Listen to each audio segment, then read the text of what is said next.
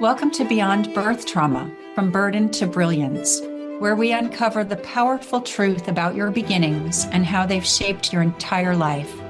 I'm Shannon O'Flaherty, and in this show, we are not just exploring your birth, we are dismantling the chains of generational trauma. We're diving into the core of who you are, peeling back layers of inherited beliefs and behaviors that have held you back for far too long. This isn't just about understanding your past, it is about reclaiming your future. Get ready to break free. This is Beyond Birth Trauma, From Burden to Brilliance, and your transformation starts now.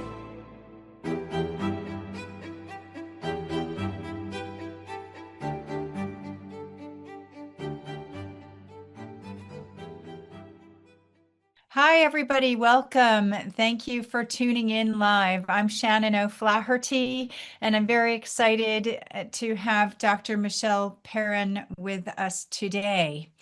Today's show, Dr.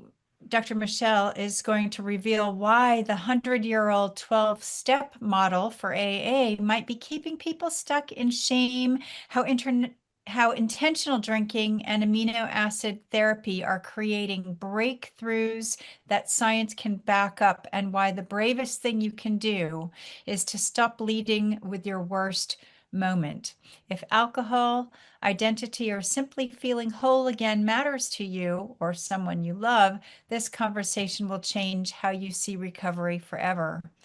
And Dr. Michelle Perrin is a licensed counselor and alcohol moderation specialist who splits her practice between helping clients change their relationship with alcohol and supporting couples in crisis communication.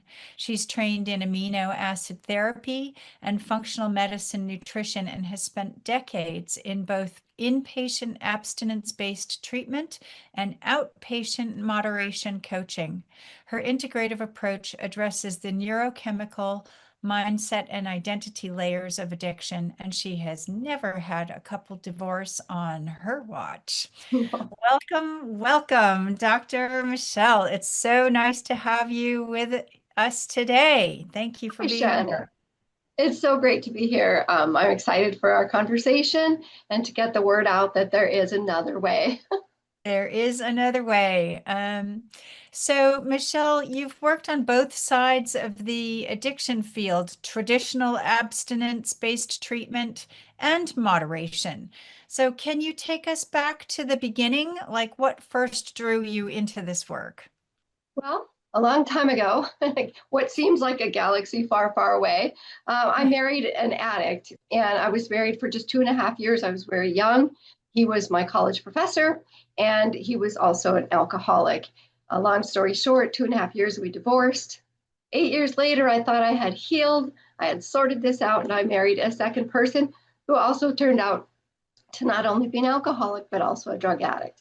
And I stayed as long as I could with this person, 7 years.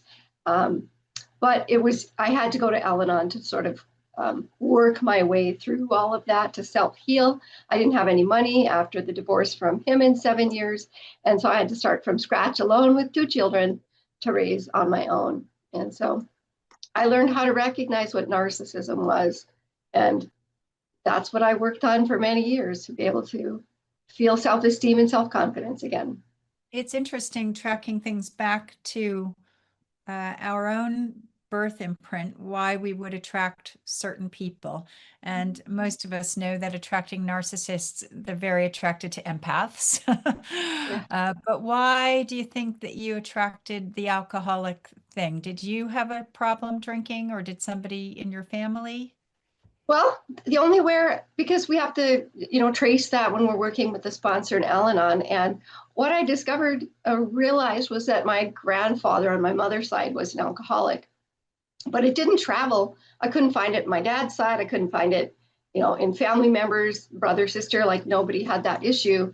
And so that was a really tough one to solve. But I did, through the process of the 12 steps, because I did work that, I did discover that my mother had narcissistic traits, and that throughout my childhood, I was marginalized. So I learned that love came with being less than. It's supposed to hurt. I'm supposed to feel kind of like a failure. I'm supposed to feel not like a lot of confidence and just the struggle of feeling less than everyone I knew and clueless about what's going on in the world.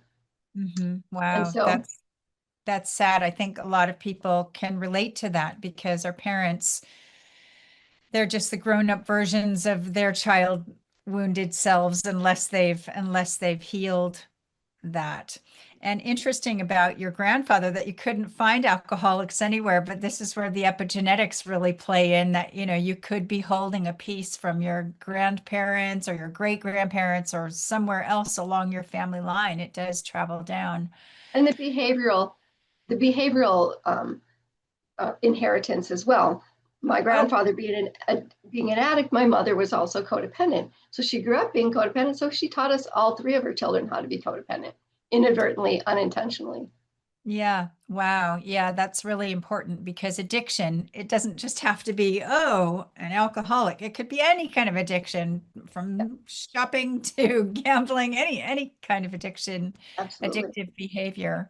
And the codependency thing, the emotional codependence. Yeah, it's really quite fascinating. So being married twice, both times to men with, let's just say, issues. How much of that experience shaped the kind of counselor that you became? Were you a doctor already before these No, relationships? I wasn't. I was in veterinary medicine and the rest, and then after that, the restaurant business. And so to go into counseling from there, it was because of the 12 steps. I needed help. I didn't have money. So someone said, go to Al Anon. So I tried it and I happened to get a really wonderful sponsor who was a psych nurse. So she really had the psychology part of what was going on with me, which I very much appreciated. And it was through that process that I got very interested. And I noticed that I was healing while other people seemed to be stuck. So I'd come to the groups. I was a good attendee. I really wanted to get better. I was very diligent. And I would say things that I had come to realize. And people started to ask me to write them down because it was very helpful. So I did that. And I ended up writing a little book many years ago. And that led to wanting to present that book to treatment centers. But they told me I couldn't be in the rooms with people without a license, which then led me to getting a license and then getting employed. And my whole journey started from there. Shortly after my first job started, I went back to school to get my PhD because I said, no, I don't have enough power. I don't have enough career trajectory that's going to put me in the place I want to without that. So I went back to school and did What's your that. book called? What's your book called? Oh, it's called Tools for Life. Tools for Life. And is that available somewhere? Sure, it's on Amazon and with my name on it. And that was before I got a PhD, but it had a lot to do with combining like life truths with how to deal with relationships and the issue of addiction. So that I started out in the space of working in relationships to sort myself out. And that now has become part of my practice because I enjoy that. I enjoy to see people get along and really understand the dynamics underneath the conversation. So I really love saving other people's marriages, even though I couldn't save my own at the time. Well, as you know, as everybody knows, it takes two people to do the work if you're going to save a relationship. Yeah. Um, but that's so interesting that when you tell your own story in a group, when you tell what's going on inside, because you have to be vulnerable in order to share your innermost truths. And I've found that in groups over all of the years of therapy and healing and teaching and stuff that nobody wants to speak up. And I would think, well, aren't we all here to share? So I would share. And then people would say, oh God, thanks for saying that earlier. But they wouldn't say it openly in the group. Yeah. And I thought, but we're here to learn from each other. So if any of you watching or listening are in a group where you're encouraged to share what you're thinking and feeling, that is the work to share what you're thinking and feeling because other people will benefit. And sometimes just the practice of speaking your truth out loud, of saying the worst thing out loud, takes the weight out of it, takes the charge out of it somehow. I Uh, encourage clients to tell their spouses or their loved ones that I really, if they're trying not to drink, I really want to drink. Boy, I'm agitated. Like just saying it out loud and having a witness can make a really big difference, as opposed to yeah, keeping it, not telling anyone you're having cravings or something. Yeah. yeah, absolutely. So also you had an extraordinary moment with your son. One of your son had surgery when he was a baby. Yeah, that I call my bargain. And boy, when you make a deal with God, you better follow through. So my son was born with a broken heart, which is, I think spiritually in alignment with the marriage, because I did have a broken heart at that time. So he was born with a ventral septal deficit. So that's a hole between the ventricles, which when he was 4 months old, he was failure to thrive. And you never want to see that on your child's medical record. That means they're dying.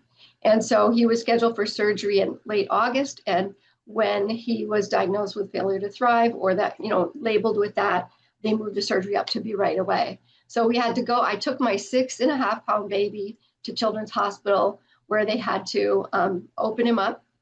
They told me he would have lots of scars. I counted 18 holes in him when they brought him out of surgery. Knew my precious, perfect, untouched, beautiful little boy.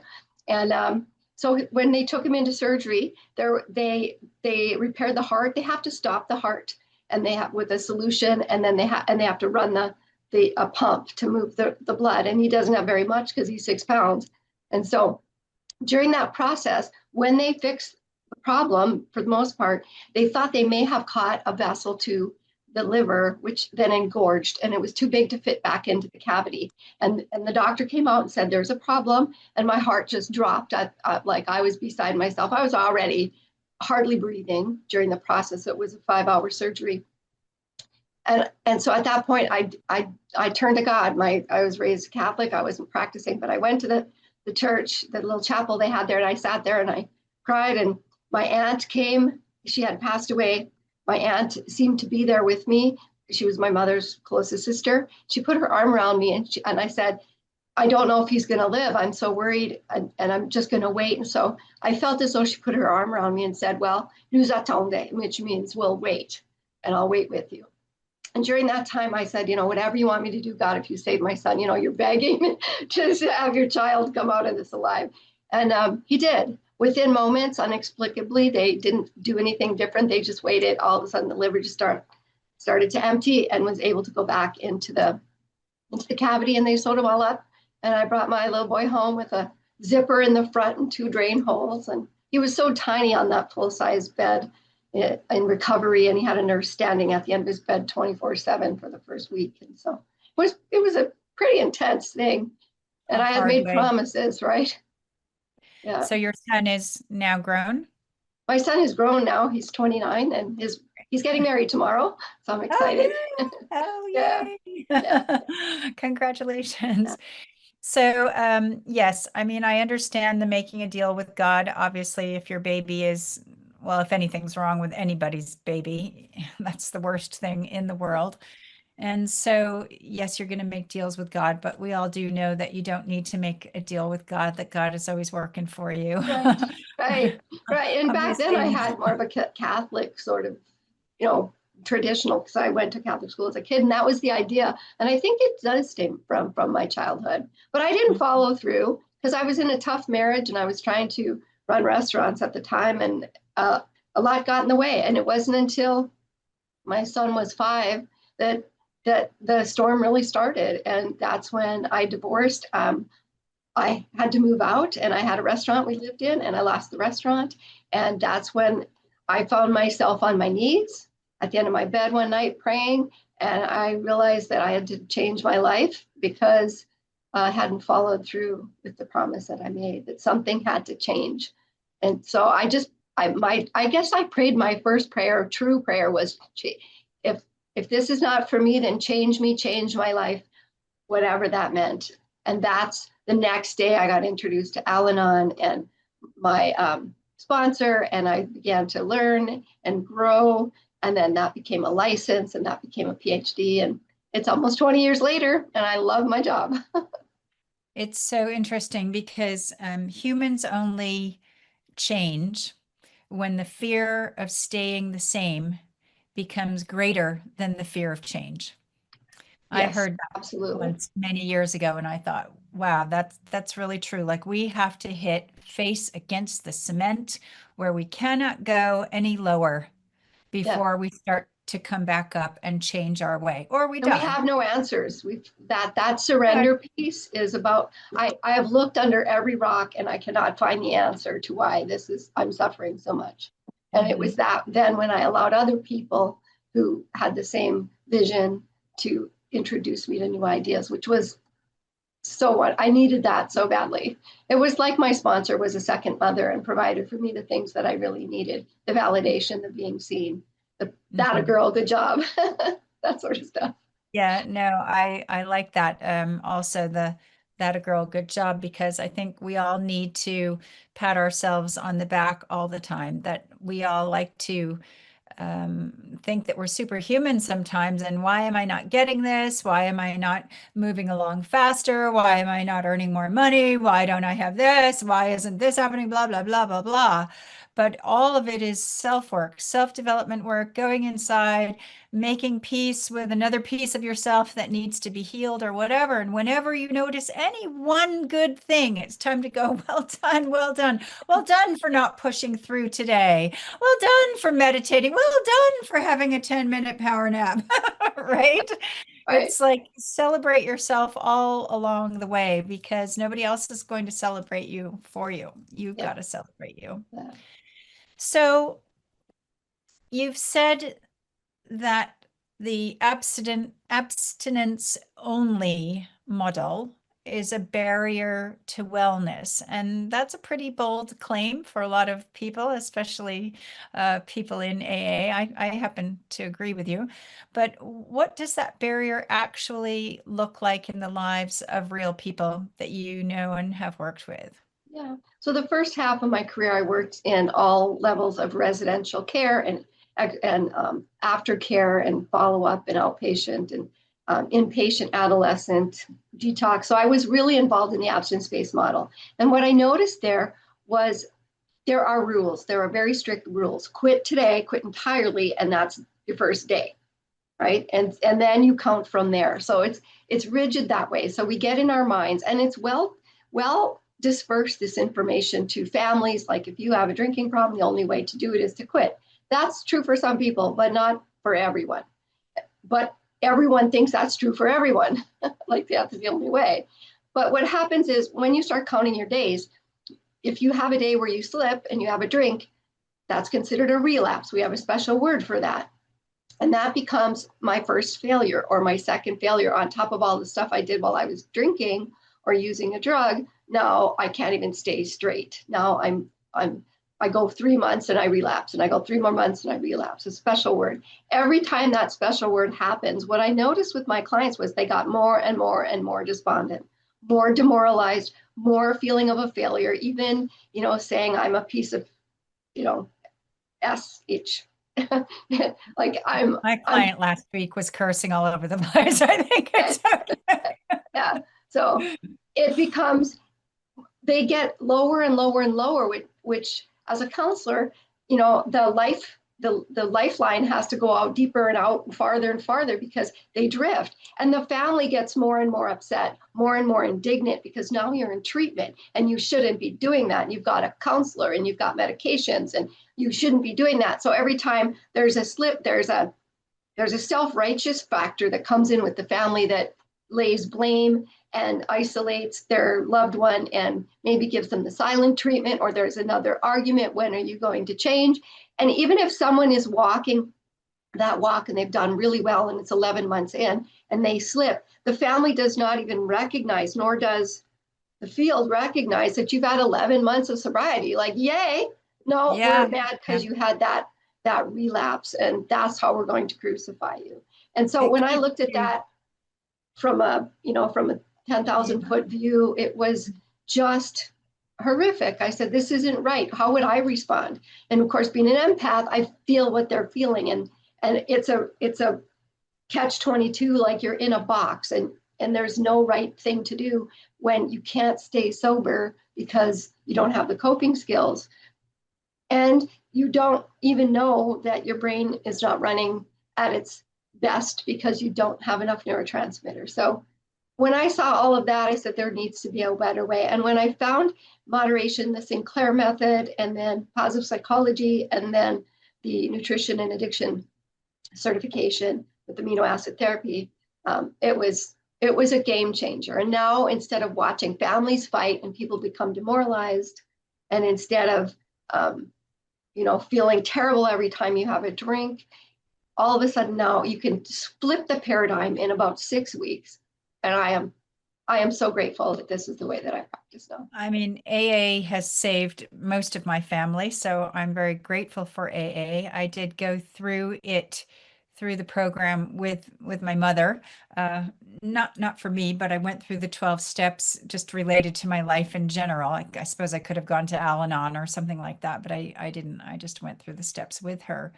But what I noticed then and now is that AA keeps people stuck in their story, and it keeps them in that victim place, because even if you've been sober for 25 years and then you have a drink one day and you still wake up every day 30 years later saying, I am an alcoholic. I mean, that's like, that doesn't work in my brain, because I think we need to let go of the old identity and focus on the new person that we're becoming, all of us striving forward. We've all made amazingly colossal, stupid choices in our lives, right?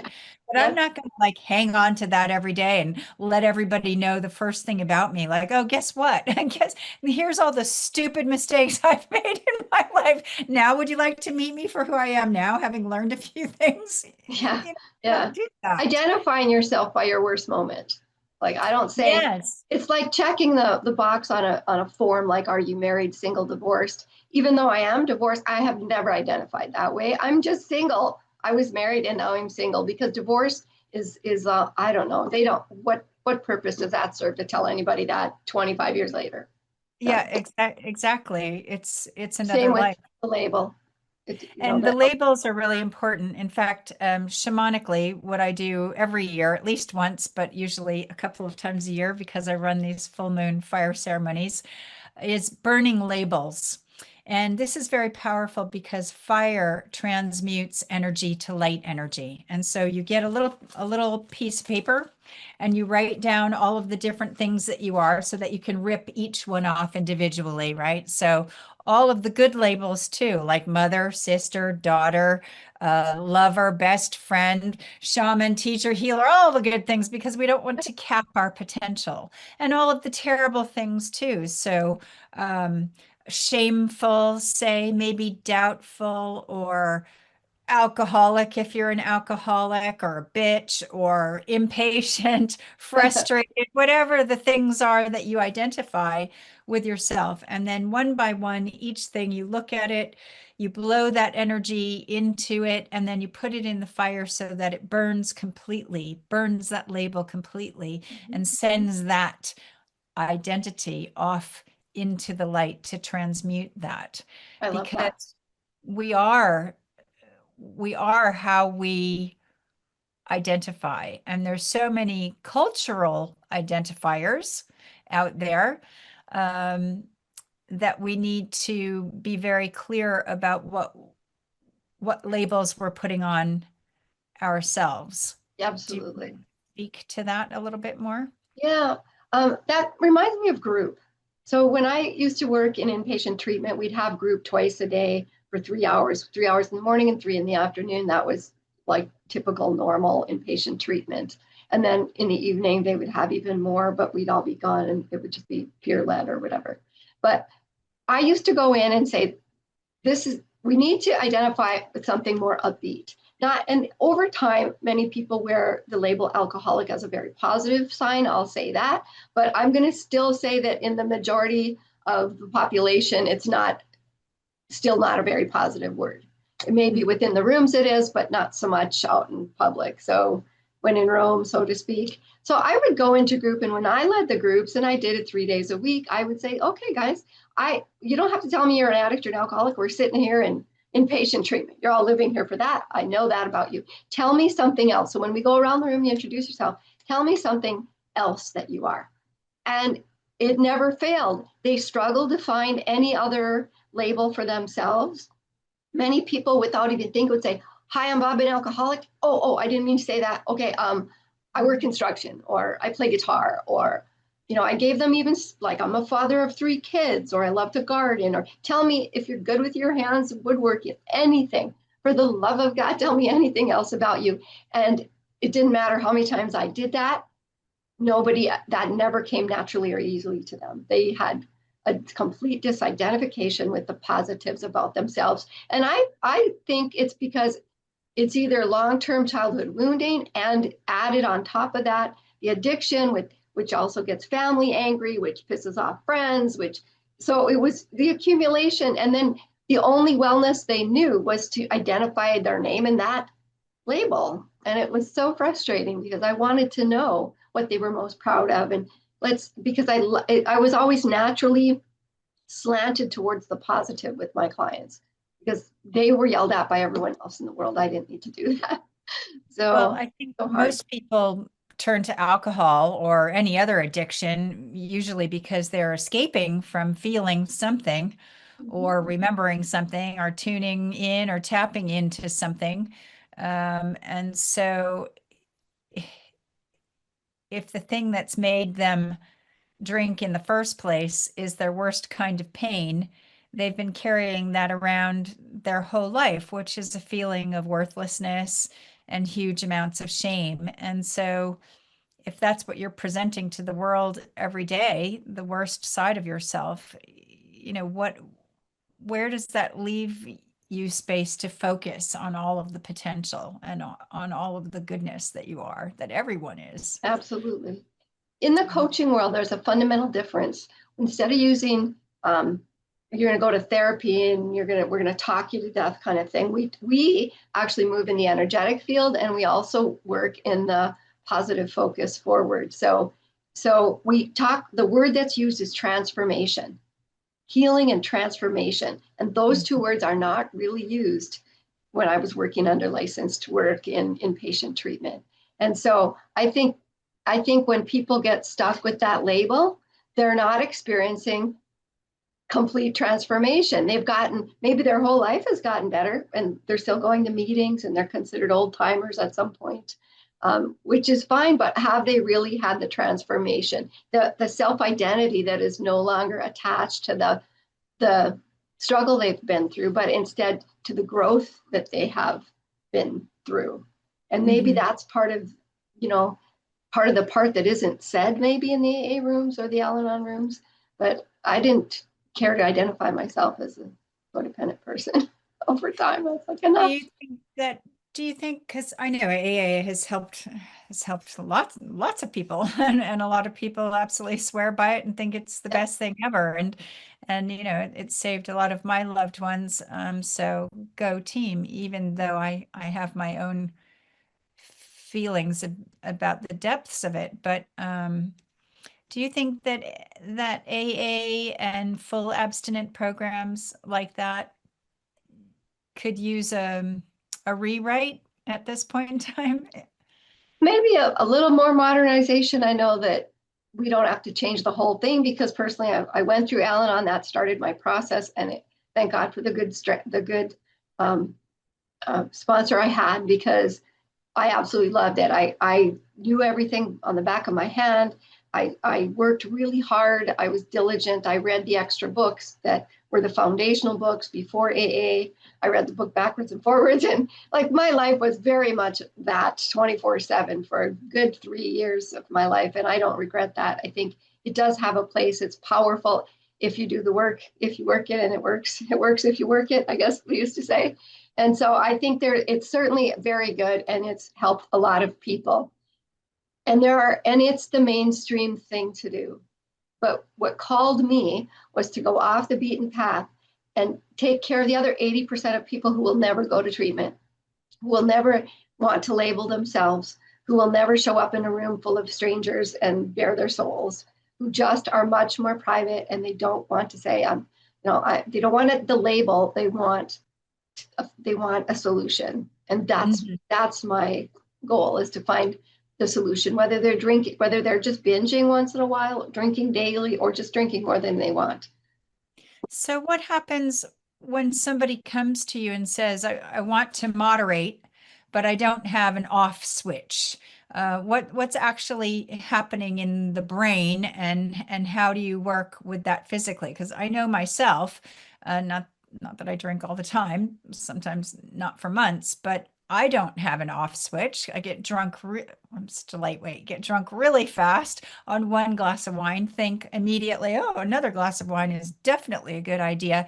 And then I really don't have an off switch, right? I don't realize that I'm already that drunk. I mean, it helps if I'm eating food and drinking water all along, but some people literally don't have that switch. So what happens then? So what I Oh, learned in my addiction certification was that the best kept secret in recovery is brain neurotransmitters and how well your brain's going to work. And so mhm. life with stress will deplete our neurotransmitters. If we're not eating well and we're skipping meals and we're not sleeping well, we're going to be at a deficit. So when that's where amino acid therapy comes in. When we give you back and target the proteins that your brain needs to make all those neurotransmitters, serotonin, endorphins, catecholamines, dopamine, GABA, when we give you back exactly the right building blocks to make that, then you also within a few days you get more capacity. And so that capacity gives you more range and broader ability to make better choices. So yes, you can drink and you don't have an off switch. And I have it go both ways. Some people over time decide I need to quit because I don't have an off switch, and other people find their off switch when their brain is restored. And that has been the biggest shocker of my career. And that's literally through amino acid therapy Yep. Yep. because Taking of the some right aminos imbalance for you. in your body that Mhm. is this widely known about? It's getting more widely known because it's the missing piece of recovery. Because you can, well, being a therapist, you talk to people and talk to people. If they get it, they get it. If they don't get it, they don't get it. And why doesn't everybody get it? Because Mhm. of the capacity missing. That's the missing piece that I discovered when I took this training. And so it was with the Academy for Addiction Nutrition and Mental Health Nutrition. It's a wonderful course. It's 18 months, but it teaches you all about how the body works, why it needs what it needs, and how that is the missing link as to why people continue to relapse and can't get righted and get on track and stay on track. Because And so yeah, this wouldn't be just for alcohol. it would be This for would be mental health. It would be for for if you're tired and having metabolic issues. So that amino acid therapy falls under the category of functional medicine. And so it's that bringing in the body's nutrition and natural ways of healing and things that it needs. And so, you can't pour water from an empty pot, and you need the capacity. You need a full jug in order to pour water from that pot, and that's kind of what we do. We fill up we fill up your resources, your fuel, if you will, and now all of a sudden I can sleep better. Well, a good night's sleep does a really big job for you. You can start to lose weight. You can start to get rid of the brain fog much more quickly. You can feel like your old self again and find humor. And, you do get out of the doldrums of depression, anxiety, because amino acids can fix that without being a pharmaceutical product because it's protein. have you found success using amino acid therapy with people with long COVID and things like that? I have not had the opportunity to work with anyone with long COVID. I don't Mhm. know. I'm sure I have colleagues that work in that specialty, but I haven't. It has, Mhm. it has for me worked with anxiety, depression. I'm working with a family right now who's concerned about their mother with Alzheimer's in the Right. memory care. And so we're looking at what we can do to make the time she has left to be better because she's Mhm. got she's got lucid moments still. And so let's make longer lucid moments with more Mhm. recognition. And that's through nutrition and really basic things. Wow. It's fascinating because we're all so connected, right? There's not just our minds and our bodies are not separate and our organs, we're all part of the same thing. So if Yeah. you are fixing one area, it's definitely going to eat eke into the other areas and have an impact on those too. So, tell me more about intentional or premeditated drinking. I think that kind of stopped me the first time that you and I were speaking and you told me about it. So, what does that mean, and why does that work when willpower alone doesn't work? Yeah. So with my clients, I have three rules: track, plan, and visualize. And visualize means I'm going to premeditate my drinking.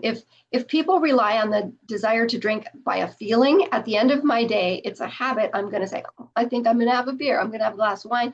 That's what I do. I come in on autopilot. I kick off my shoes. I drop my purse. I go to the kitchen. I open the fridge and open that bottle of Chardonnay and I pour that, walk into the bedroom. I might change or I might sit down and scroll on my phone, whatever. I'm on autopilot. So what I like people to do, because the answer, if I feel like drinking, it's always going to be yes. So I ask people in advance, like for the week that's ahead of us, as far as we can see, what days would you like to drink, how much, where, and with whom? Plan Huh. it, think ahead, premeditate, drink on purpose. Don't drink by accident because you feel like it, because then it's going to be like chain smoking. You're just going to drink more than you intend because you feel like it, and the autopilot flips, and we just follow through the habit. So if we think ahead of time, even writing it down on the calendar, like I plan on drinking 4 on Thursday and 5 on Saturday, and then it when you can expect drinking, the brain does a funny thing. It says, oh, I don't have to drink today. I know I'm going to drink tomorrow. I don't have to drink today. It can wait 24 hours. But if you say never again, then it's going to set that whole, domino effect of relapse in. But if you could tell yourself, well, I can drink Wednesday, it's hump day, makes sense. And I can maybe drink Friday and Saturday. How much am I going to drink? I know 5's a binge. So if I'm well above that, which many of my clients are, what I tell them is to drink on purpose, but count up your drinks for the week and then take away 1 or 2. If you're way up there, which I've had clients at 60, you can cut back by 10. But the smaller you get, closer to 20, then you take away 1 or 2 or 3. And then every time you take away 1 less drink, the brain does something else. It goes, oh, success. That's so cool. I'm so proud the next morning. And it wants to recreate that. So taking a day off and then taking 1 less, those little tiny successes start to build the self-confidence. I can do this. And 6 weeks later, they're taking most of the day off. They drank on Friday, they had 3, and I'm just astounded. The other thing that helps is taking the medication. Not everyone needs it. About 65% of my clients do not take the naltrexone or nalmefene in Europe. But if you take that an hour before you drink, 90 minutes, it could also fill your endorphin receptors so you don't get quite the reward. Still very rewarding, but not like it was without your receptors covered. I call it a condom for the brain. Easy to remember that way. Don't have unprotected drinking. And that really helps to curb your desire as well. And that tool is instrumental for people who just can't. And then they start that, even if they're just bingers, and it's a beautiful thing. Yeah. So that's not the amino acid therapy. No, that's That's a one medication that's non-addictive. It's an pure antagonist, so that your body doesn't have a problem with it. About 15 to 20% of people don't tolerate it well, but for most people, most of the time, it works very well. For the other 15%, there are other medications. So, So that's fascinating because you've basically just flipped that whole abstinence model on its head from, oh God, I drank, shame, I'm terrible, I can't do anything right, to, all right, man, I only had 7 drinks instead of 8. I'm awesome. yes, Which is yes. fantastic. Yeah, Yeah. yeah. And you build on that. And I start the group by saying we drink to celebrate, not obliterate. I like to drink, you like to drink. We've all had the opportunity to overdrink. So let's talk about living in a human body in the world we live in. And how do we best manage that so we don't die? We're going to dance with the devil at the prom. We're not going to go home with them. We're going to fight. If we're going to play with fire, we're going to learn how to manage it. We're not going to burn down our house. And that's It, alcohol. It's the same thing. That's that's really smart. That's really smart because you're right. The minute you're told you can't have something is immediately when you want it. And I talk to people about this around energetic protection too, because if you put up a big black impenetrable wall, whoever is trying to attack you psychically is going to go, what's this? Oh, let me find my way in. Yeah, a little crack, a Whereas little bit of light, and I'm if going you're through. just a field of long grass and you let whatever it is just go through you so that you can come back up again, then you're still permeable and invisible. You're not like a big solid barrier that people are And going it to get. taps into the humanness of us. We are not perfect. We're not created perfect. Nobody's perfect. We're all trying to be perfectionists. I run into that a lot. And it's that letting go of being perfect. And how about let's be human and deal with that because that's real. We are multifaceted, multi-leveled, spiritual, mental, psychological, physical, all of that. And we're meant to live the full experience, not just be spiritual and not pay attention to the body, not just be fully in the body without paying attention to spirituality or thinking. All of those have to be working parts every day. So can you tell us about one of your clients? You told me about a woman client that you had um, sleeping by 7 and she Oh started yeah, a shop. yes. Yeah. So I had a client who came in and she had a very stressful job in probation. And she also uh, was not really happy in her marriage. And she wasn't connecting with her daughters. She would come home from a long day's work, didn't want to deal, didn't really care to make dinner. Sometimes she would, but the husband would do it otherwise. He was a police officer. And then she would just get to her bed as quickly as possible with a bottle of wine and drink till she fell asleep. And the girls, wouldn't bother her when she went in the room to watch her stories or do whatever she would to decompress from the day. And when she first came, the very first group she was at, she was holding her head and kind of rolling around and slurring her words. I knew she had been drinking and I gave her a break. I said, I see that you've been drinking. Is that right? And she said, yeah. And I said, okay, I'm going to give you the night off. And next time, try not to drink before you come. And so I didn't throw her out of treatment just that day. She came back and she came back and she came back. And over time, fast forward 4 years later, she drinks rarely. She started her retirement business 5 years ahead of time. They moved to a big new house. Her daughters are working at her little store that she has, and she sells chocolate. And it's like a dream job, if you ask me. And she is wise. She is funny. She is engaging. She has blossomed into the most amazing person. And I see her from time to time. She's welcome to come to my open group, of course, because I worked with her for a long time. And she has so much wisdom to share with others. And she's had such a night and day. And in fact, her marriage has even gotten better and her health has gotten better. And she's just a powerhouse now. And I'm just so happy to see that huge transition because And was to go there from a particular turning point for her where the penny dropped, where she just thought, yeah, actually, I mean, I know obviously she started to do the work and kept coming, but she at used the some point, naltrexone, and that was a game changer for her. That for her was the piece she needed, and the nutrition was the second piece for her. So those two things you would not have encountered in either one of those things would not have been available in traditional treatment. And those were the things that worked for her. So she can enjoy a glass of wine by the pool and she can go on vacation without drinking. And that's the freedom she was looking for.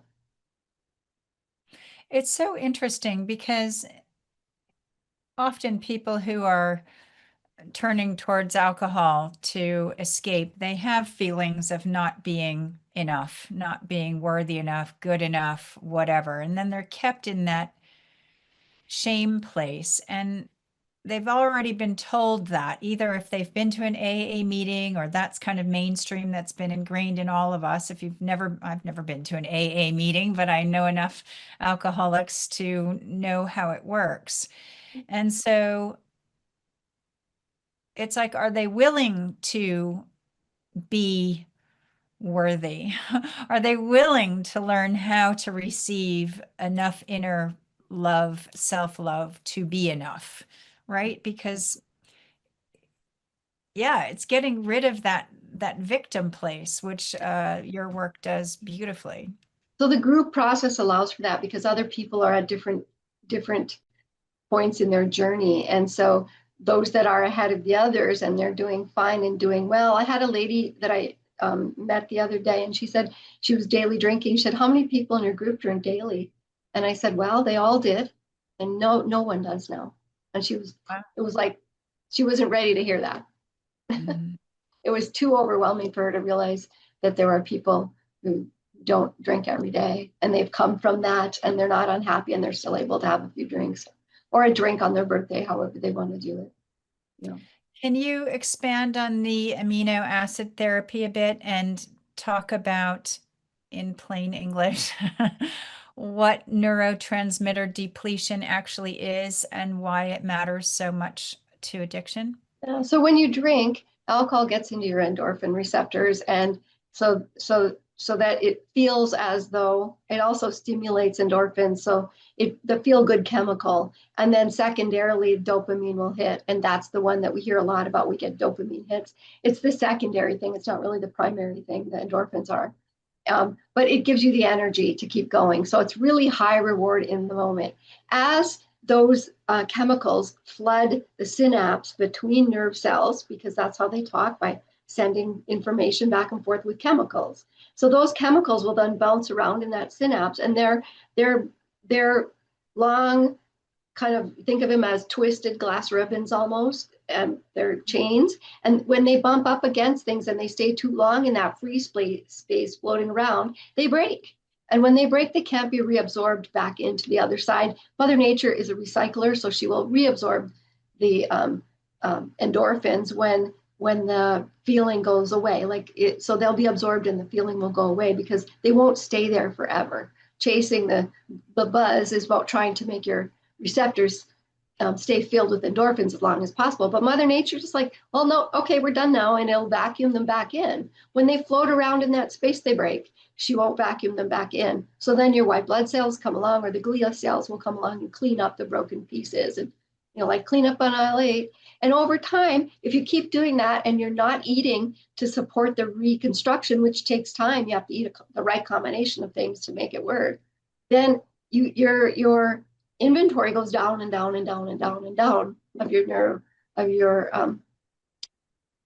neurotransmitters. So the thing about that is it's not just caused by alcohol, it's caused by any sort of foreign drug that's getting in your system, whether it's THC or you're getting gasoline and it smells good, or stress, high stress, or eating highly processed foods, and seed oils and things that we shouldn't really be eating as human beings, right? Those things all start to diminish not only your neurotransmitters, but your cofactors, your minerals, your vitamins, and all of that has to work together. So it starts with amino acids, but often like a multivitamin is definitely required, usually omega-3, sometimes vitamin C and zinc, depending on the symptoms people are getting. So knowing what the body needs, trying that out, waiting to see how it works, you should start to feel better within a day or two. If not, we make a few more adjustments, and there's a little period there, but then once you're on the right combination, life gets a lot easier. And so it's all about Well, eating and having the right nutrients. well, how does childhood trauma or growing up in a household where drinking was normalized affect all of that? This is where things start to become generational, yeah? Yeah, generational and genetic.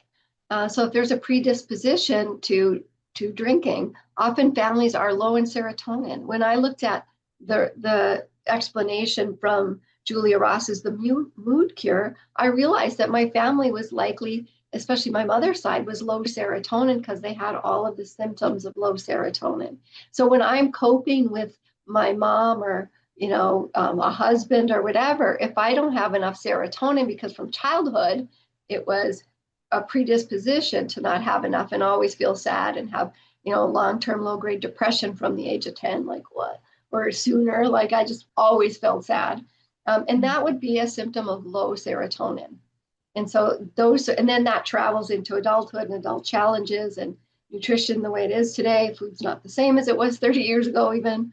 So that's how we get depleted.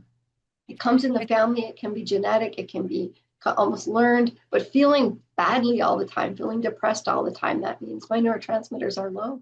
That could be familial. That's very interesting. I know I have permission to speak about this with our audience, Michelle, but Michelle and I actually worked together a number of weeks ago, maybe a month or more ago, and you said it was okay if you would talk about this because knowing that Michelle knows what she knows and is on all the amino acid stuff. And when we were working, I was doing a healing session with the MAP stuff that I'm studying. But I really got the hit that her deceased dad was hadn't gone to the light, was still inside of her. And so I suggested that we remove him. And do you want to tell our audience what was going on for you before and this process and after? Yeah, there was a lot, for me, there was a lot of pain when my dad had his Alzheimer's got really bad and my mother chose to institutionalize him. They didn't go to see him a lot. And I went to see him twice and he cried for 3 hours. And I said, that's enough of that. If you're not going to visit him, I want him. So my mother graciously allowed me to move him up to a nursing home 2 miles from my home. So then I got the privilege of seeing him for 6.5 months, watching him deteriorate, which was extremely heart wrenching. The little girl in me cried every day, but the Dr. Perron in me was very logically, left brained, and it was fine. I understood what was happening and managed his care and worked with the doctor and everything. And then my dad suffered with a lot, of course, with Alzheimer's, brain fog, poor digestion, constipation, stomach pains. Like he was not doing well, especially near the end. He stopped eating, and then that was on a Sunday, and he died the following Saturday. And I was there alone with him. No one else was there with him. My children had come earlier in the day to say goodbye. And I said, I'm just going to stay. The dog needs to go out, but I'm just going to stay here. I don't, in case something happens, I'm not going to leave. So I sat with him and I watched him pass away before my very eyes, and having never seen a dead body, it was, and not knowing what to expect, I was like completely open and like seeing if I could feel something in him change somehow. And while I didn't, I was still very sad. I gave him his last hug. He'd already passed. And then I called the director because she was right outside in the hall, and the staff all gave me a big hug. And then they called for the undertaker, the mortician to come and get him. And I left before that, and they were good to call me that night to say that was the transfer went well. It's okay. It's the body's in safekeeping. Don't worry. That was all a big thing. And I just was on my couch, curled up in the fetal position. Terrible. And then 3 days later, I discovered that my corporate job had also vaporized because they were merging with another company. So I had the stress on top of the stress. Seeing my dad every day, watching him pass away, and then losing the job 3 days later. And then now I was really on the couch for 2 weeks crying and terrible. And during that time, I had no appetite. And then as this grief started to subside, I started to feel like I had caught a virus from the facility. I felt a lot of brain fog, difficulty with my digestion. Nothing was going down. Nothing was digesting. Everything sat in my stomach like a rock. And it just felt terrible. And so that lasted a whole 2 years. And you and I had a serendipitous meeting, and you said, oh, tell me about when your dad died, which I told you. And then you said, did your dad have stomach trouble? And that was like, it was like a light bulb moment for me, just huge. I said, yes, he had a lot of trouble. And you said, yep, let me check. And you said he's inside of you. That was on a Thursday. I'll never forget it, because Monday you had scheduled right away. And literally we did the process, and it was different, unusual. To be honest, I'd never done anything like that, but I was open and willing to do that. And I followed all your directions. That night I started to feel better. The next day I was able to eat. It's now what, a month, it's several months later. And I'm able to eat anything I want whenever I want, sleep great. Like the brain fog is taking a little bit more time to go away, but it's getting better every day. And I'm almost back to myself. I mean, I think within the first 6 months, I'm going to be back to myself, like more energy, more motivation, and not feeling like I was really old, because I felt really old when I was that sick. Oh, you were holding your dad. So He was if 94.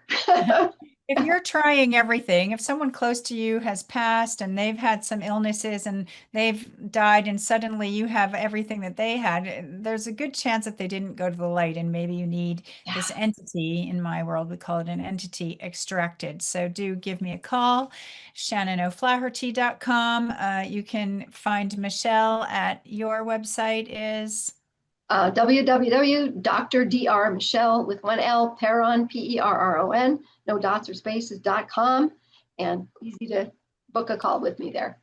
Yeah, that's great. So, if every single person watching or listening took away just one thing from this conversation today, what would you want it to be? Me? Oh, Yeah. that there is another way, that eating is more important in recovery than just about anything else, what you eat and how you eat. That is so important. And having someone to provide to you all three of the divine triangle, mind, body, spirit, all three must be addressed for you to have wellness, because you're Mm-hmm. not something we can cut up into pieces. We need to treat Mm-hmm. the whole person. And so what kind of you offer individual one-to-one appointments? Do you have Yeah, I a offer program? individual appointments. I have an open office hours on Wednesdays. I also do workshops and training. I have referral sources that come to me, but also I refer out for like the medication that I do. So I do the Sinclair method or naltrexone support, as well as amino acid, diet review, counseling. I also speak with your spouses because it's a new thing and they want to know it's for real. And I'm okay with that. It's for real. It's legit. And yeah, and people can reach me through texting or email or whatever they need as they're doing the process. And so I can, yeah, help if you're a vegetarian or even if you're a carnivore, like I can work this out with you. So, That's great. yeah. So before we close, I just want to offer our listeners a few downloads around alcohol and or identity. So put your feet flat on the floor and put your palms up so that you're ready to receive. And just when you hear the statement, just say yes if you want to receive this. Let me just connect.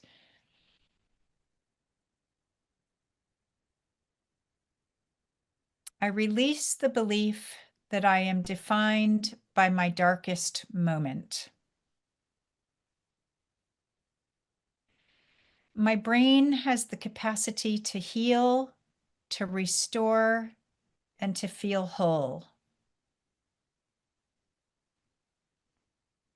I know what it feels like to receive in money, in love, in health, without earning it first.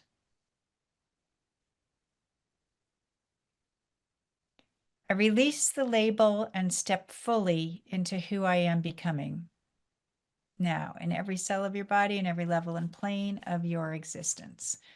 That's great. Well, Michelle, thank you so much for coming here and being open and vulnerable and sharing all of your wisdom and your own personal experience with me too. It's been an absolute pleasure to have you here with us today. Thank you, Shannon. Thank you so much for having me. And again, thank you so much for the healing that you provided with my dad. I mean, I loved him dearly, but there's only room for one of us in me. So, Right. We just want to be us in this lifetime, nobody else. Okay. thank Thanks, you. everybody. See you next time. Lots of love. Bye for now. You have been listening to Beyond Birth Trauma, From Burden to Brilliance with Shannon O'Flaherty on Transformation Talk Radio. On the second Tuesday at 10 a.m. Pacific Time, we connect the dots between your ancestors, your birth, and the patterns that keep you stuck, guiding you to a place of profound healing and unstoppable brilliance. By examining and healing your cellular imprint from birth of how you perceive and respond to the world and the challenges that are created in your day-to-day life, we can begin to heal and live more balanced and fulfilling lives. For more information, visit shannonbtb.com. That's shannonbtb.com.